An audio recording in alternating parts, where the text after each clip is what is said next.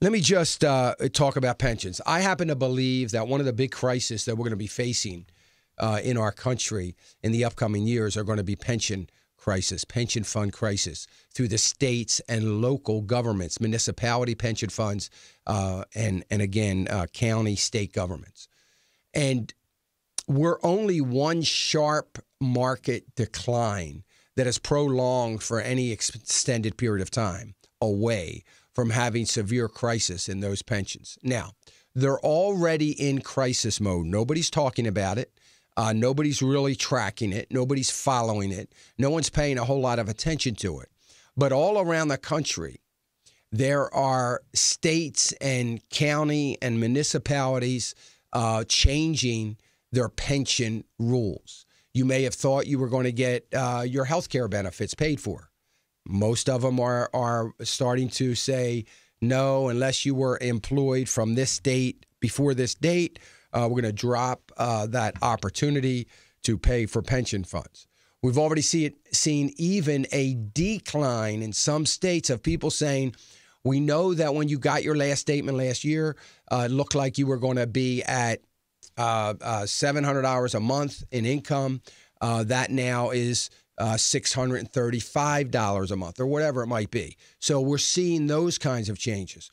We're also seeing changes about cost of living increases to current retirees and cost of living increases that might be happening for future retirees, and that also changing dramatically. We're also seeing changes in pension funds. This is already happening, folks, in pension funds for the spousal benefit. So you may have worked for a company or a municipality or state, and you might have thought that someday if you die before your spouse, that your spouse is going to continue to get 75% of what you got or 50% of what you were getting. And we're starting to see some changes in that.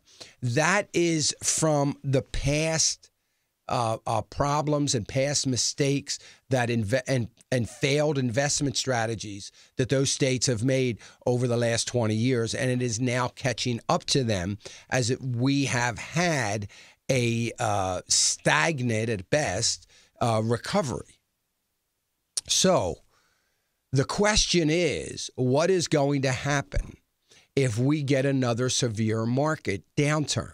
So one of the big mistakes that pension plans have made, and this would go for teachers' pensions as well, have made, is that they have factored in an 8 to 8.5% annual goal into their calculations of investment return.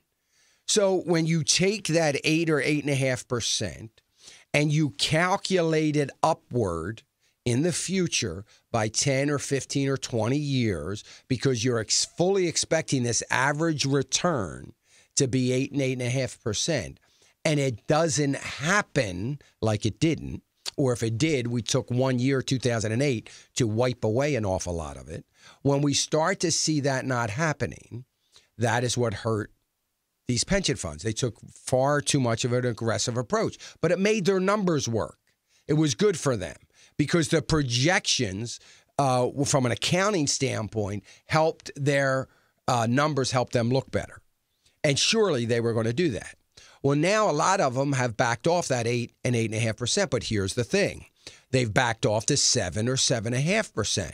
And even that may be questionable. One of the other things that they have done, I think of California, the largest pension fund in the country, has stopped using some alternative investments. Some pension funds are stopping hedge fund investments and speculative type investments. The problem with that, and I think that's a good thing, I'm glad they're doing that. But the problem with that is during some of the, lean years, during those lean years, those speculative investments were the ones when everything was only up 3%, or maybe up 20%, and they helped to lift up a lot of the rest of the fund. But they're getting out of that because they are becoming a little bit more risk adverse, and I think that's a good thing. But needless to say, you probably have already figured this out. If we have another severe downturn, the question is, can the states or teachers' unions or labor unions or municipalities or corporates, can they weather that storm once again when they still haven't recovered from the storm in 2008? Are they going to be able to weather that? I don't believe they can. I don't believe they will. Two things are going to have to happen. They're going to have to either go to the federal government, say to the federal government, we've got a problem here. We need your help. And, it's not, we need a bailout. We need a bailout. We need, $10 billion every month for the next year. We need, $500 million. We need $5 billion, whatever it is. When you have all the states coming with their hand out to the federal government, it's going to be a problem. Because don't forget, you could see a situation where the federal government's pensions begin to get in trouble, and they may not be in a position to do that. They could very easily say, hey, look, that's great. That's fine. We're going to try to help you in any way we can. We're appreciative. You came to us. We appreciate that. We're going to try to help. But we're not going to be able to help to the extent in which you want to help. You want $5 billion, we'll give you $2.5 billion, or whatever the situation is at all. And depending on who the president is and depending on the Congress and so on and so forth and the state of the economy, there's always that possibility. They say, hey, look, you're on your own, states. You're going to have to do what you've got to do to make that work. And the other option is that the states just say, you know what, we don't want to be in debt to the government. We don't want to create more problems. We don't want, any issues moving forward. This is an opportunity for us to push the reset button and start off with a clean slate. And I don't know what that would look like, but I suspect it would look like if you're already collecting your retirement, you're probably going to be far better off than you are if you have not started collecting your retirement. And I suspect that if you're at least 10 years away from collecting that retirement, you're going to even be worse off in the sense that they're going to dramatically change. They're going to dramatically change what they're going to do with that. So it is going to be a monumental crisis in America, and it's something that is probably going to create government layoffs in these states, labor union layoffs and issues and troubles. Labor unions will try to get it from their constituency. They're going to try to, raise their dues and do all those kinds of things. Either way, it's going to wreak havoc on the economy and the markets, and it's something that we ought to be concerned about.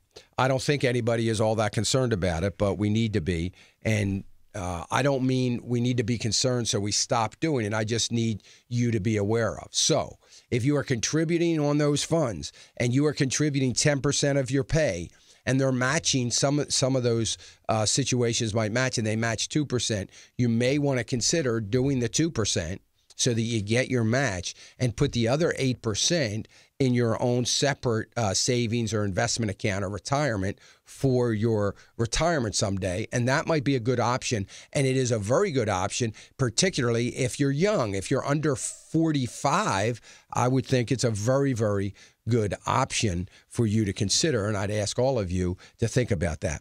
You know, the goal with any pension, whether it's a 401k or a pension plan or 557, whatever it is, whatever kind of pension plan it is, one of the things is, let's get the match. That's free money. You don't want to miss out on making 100% of your money on whatever you put in, and that you ought to do. But you need to think twice about if you just do that and then do something on your own away from the long arm of the government to reach that. And I think we all need to be considering that. So hopefully that's give you some insights. Hopefully it didn't scare you too much, but it's another area in which we need to be cautious about in these very, very volatile, uncertain times.